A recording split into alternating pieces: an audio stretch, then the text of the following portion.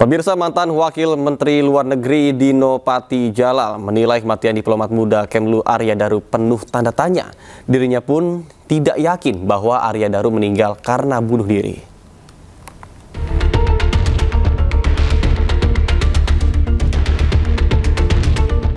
Dalam akun Instagramnya, @dinopatijalal, dirinya menyampaikan keraguan terkait penyebab kematian diplomat muda Kemlu Arya Daru akibat bunuh diri. Salah satu yang menjadi keraguannya, yaitu kondisi jasad Arya Daru yang ditemukan dalam kondisi kepala terlilit lakban dalam kamar kosnya. Menurutnya, jika peristiwa ini merupakan peristiwa bunuh diri, metode yang dilakukan Arya Daru dinilai sangat tidak lazim. Ia menjelaskan, dalam beberapa kasus, seseorang biasanya mengakhiri hidupnya dengan cara konvensional yang tidak menyengsarakan dirinya. Saya Dino Patijalal. Banyak orang yang menanyakan opini saya mengenai diplomat muda Arya Daru. Saya bukan polisi dan tidak mempunyai akses terhadap data-data forensik, tapi saya sulit sekali menerima kesimpulan bahwa diplomat muda Arya Daru itu bunuh diri. Dan ini adalah pandangan dari keluarga Arya Daru, sebagian besar masyarakat. Kenapa saya berpandangan begitu?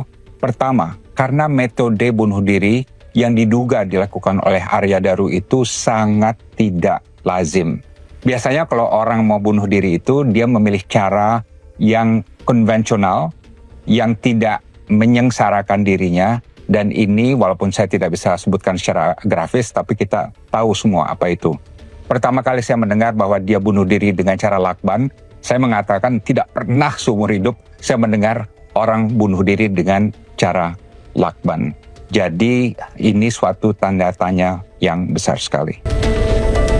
Sebelumnya, jasad Arya Daru ditemukan tewas dalam keadaan kepala terlilit lakban di dalam kamar kosnya di Menteng, Jakarta Pusat pada 8 Juli 2025 lalu. Dari hasil penyelidikan, polisi menetapkan Arya Daru tewas dengan cara mengakhiri hidupnya sendiri.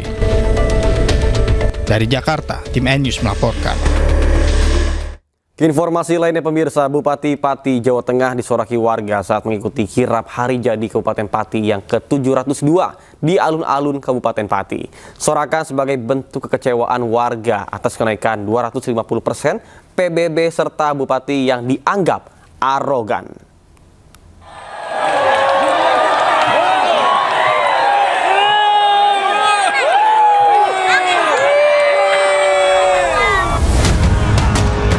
Dalam kirap boyongan Hari Jadi Pati ke-702 yang digelar di sekitar alun-alun, Bupati Pati dan istrinya disoraki warga saat melintas dengan menggunakan kereta kuda dan pakaian adat Jawa. Meski disoraki, Bupati Pati berusaha senyum dan melambaikan tangan ke arah kerumunan warga. Bupati Pati terus mendapat reaksi negatif lantaran kebijakannya dinilai memberatkan masyarakat dengan kenaikan pajak bumi dan bangunan perkotaan dan pedesaan sebesar 250%. Tidak hanya menyoraki Bupati dan istri, sasaran luapan protes warga juga tertumpah pada PLT Sekda Pati Rioso. Rioso sempat viral lantaran menyita donasi pendemo dengan mengerahkan Satpol PP. Ya, ini masyarakat itu pada dapat kecewa semua sama seorang pemimpin dan seorang yang dipilih sebagai sekda, ya kan? Tapi nggak ngerti perasaan masyarakat yang dirasakan. Mungkin ini kan baru angkat-angkatnya ya, terkait kenaikan PBB itu, mungkin salah satu bentuk kekecewaan dari masyarakat Pati ini. Sebelumnya, Bupati Pati Sudewo menyebut kenaikan pajak bumi dan bangunan sebesar 250% diambil lantaran sudah selama 14 tahun tidak pernah ada kenaikan tarif PBB. Bupati juga mengatakan kenaikan PBB untuk meningkatkan pendapatan Kabupaten Pati dan mendukung beragam program pembangunan. Dari Kabupaten Pati, Jawa Tengah, Lazarus Sandi, Anyus melaporkan.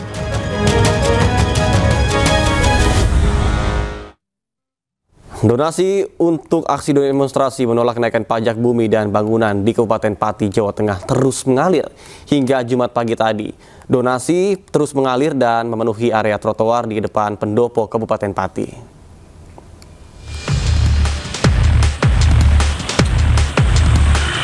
Kenaikan PBB P2 hingga 250% yang diputuskan Bupati Pati Sudewo menyulut kemarahan masyarakat Pati. Aksi demo besar-besaran di Pati akan digelar pada 13 Agustus 2025 diikuti 25.000 orang dari seluruh wilayah Pati. Untuk menunjang demo 13 Agustus, koordinator aksi menggalang donasi yang dibuka untuk semua masyarakat Pati mulai 1 hingga 12 Agustus 2025.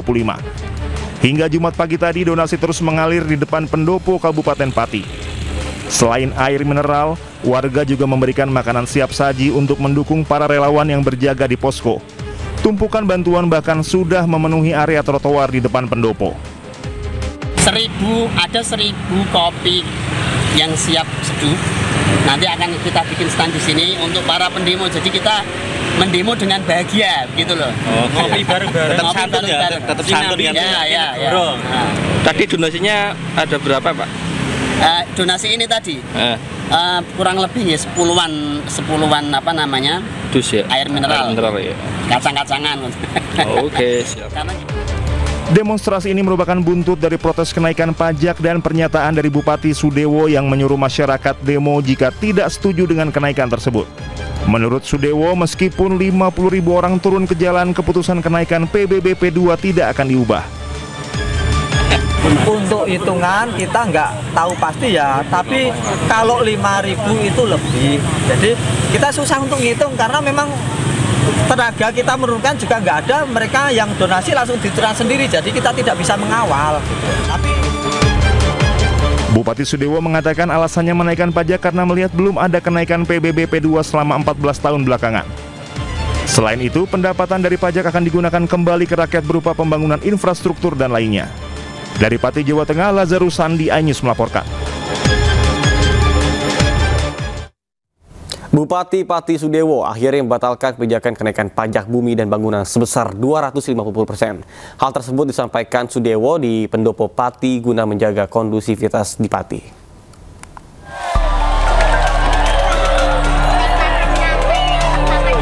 Bupati Pati akhirnya membatalkan kenaikan pajak bumi dan bangunan perdesaan dan perkotaan atau PBB P2 setelah desakan dari masyarakat. Sudewo yang didampingi Kapolresta Pati dan Dim 0718 Pati dan Kepala Kejaksaan Negeri Pati dalam keterangan persnya mengatakan ia mengambil keputusan tersebut guna menjaga kondusivitas di Pati. Sudewo meminta maaf kepada masyarakat Pati atas kebijakan yang dianggap memberatkan masyarakat. Padahal esensi dari kebijakan tersebut untuk pembangunan dan kesejahteraan rakyat. Saya memutuskan kebijakan kenaikan PBB P2 saya batalkan untuk menciptakan situasi aman dan kondusif dan dalam rangka memperlancar perekonomian dan pembangunan Kabupaten Pati. Saya sampaikan berarti pembayaran pajaknya, PBB P2-nya akan kembali seperti semula, yaitu seperti pada tahun 2024. Meski kenaikan PBB P2 telah dibatalkan, warga Pati tetap akan menggelar aksi demo tanggal 13 Agustus mendatang lantaran kecewa dengan arogansi Bupati, bahkan meminta Bupati untuk diganti. Kita tetap demo lah, tanggal 13 positif demo. Tuntutannya, Pak? Ya tuntutannya kemarin kan memang untuk menurunkan pajak, kemudian membatalkan pajak yang dikenakan oleh PKL, kemudian kan menuntut supaya pejabat itu tidak bersikap arogan. Sementara salah satu kepala desa yang menyambut baik batalnya kenaikan PBB P2, Joko Waluyo, Kades Kedalungan, berterima kasih karena Bupati mau mendengar aspirasi warga. Kebijaksanaan yang bagus karena masyarakat ini dibutuhkan keamanan, dibutuhkan ketenangan, dan biar melalui keputusan itu Pati tentram. Dengan demikian, tarif pajak bumi dan bangunan PBB P2 akan diberlakukan tarif lama tahun 2024. Sehingga beberapa proyek seperti perbaikan alun-alun Pati dan RSUD Suwondo akan ditunda. Dari Kabupaten Pati, Jawa Tengah, Lazarus Sandi, iNews melaporkan.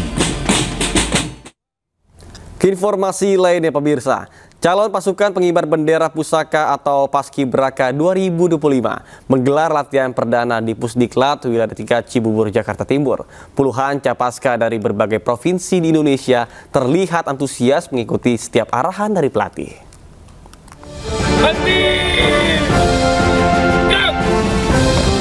Sebanyak 76 calon paskibraka dari 38 provinsi menggelar latihan perdana menjelang HUT ke-80 RI. Latihan digelar di lapangan Pusdiklat Wiladatika Cibubur, Jakarta Timur bersama TNI Polri. Latihan ini menjadi momentum awal bagi para calon paskibraka nasional untuk saling mengenal, membangun kekompakan sekaligus mematangkan kesiapan fisik dan mental jelang upacara 17 Agustus di Istana Merdeka. Ya, hari ini latihan pertama kita bersama semua perangkat upacara. Itu pertamanya perasaan saya itu kayak dag-dig-dug begitu, bagaimana kalau begini, bagaimana kalau begini. Cuman ada support dari pelatih, semua tim itu menjadi lebih semangat dan alhamdulillah itu cuman ada koreksi sedikit saja. Latihan ini dijadwalkan berlangsung hingga pertengahan Agustus mendatang. Para capaska akan terus digembleng agar tampil optimal. Dari Jakarta, Wenda Nura, Oki Mahendra, iNews melaporkan. Pemerintah memberikan kesempatan bagi masyarakat umum untuk mengikuti upacara bendera 17 Agustus di Istana Merdeka secara langsung. Namun masyarakat umum haruskan untuk mendaftarkan diri lewat website terlebih dahulu untuk bisa mendapatkan tiket antrian.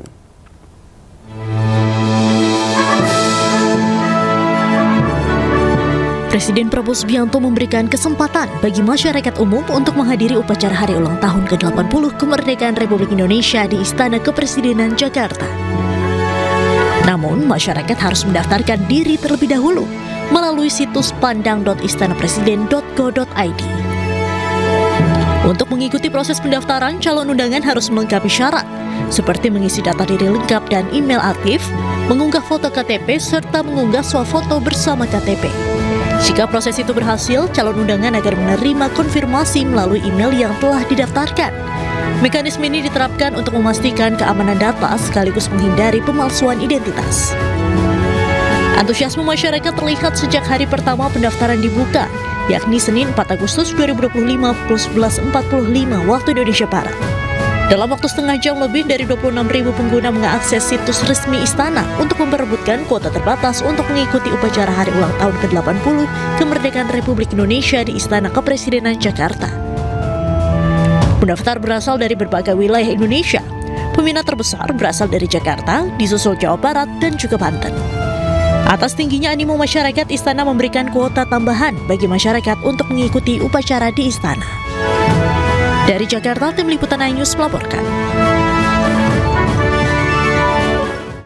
Pemirsa, seorang siswa SMP di Pematang Siantar, Sumatera Utara ditemukan tewas dengan kondisi kepala tertutup plastik dengan tangan terikat. Hal tersebut mengingatkan dengan kasus kematian diplomat muda yang mati dengan kepala tertutup plastik dan dililit lakban.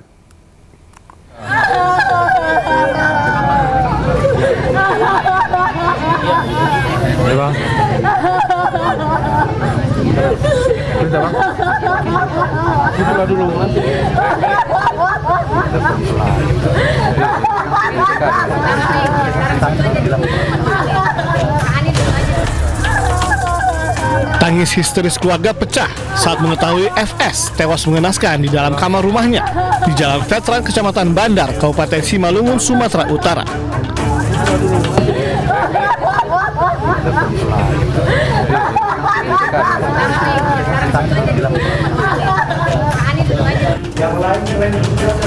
Siswa SMP itu didapati dalam kondisi kepala tertutup plastik dengan tangan terikat serta pintu rumah terkunci dari dalam.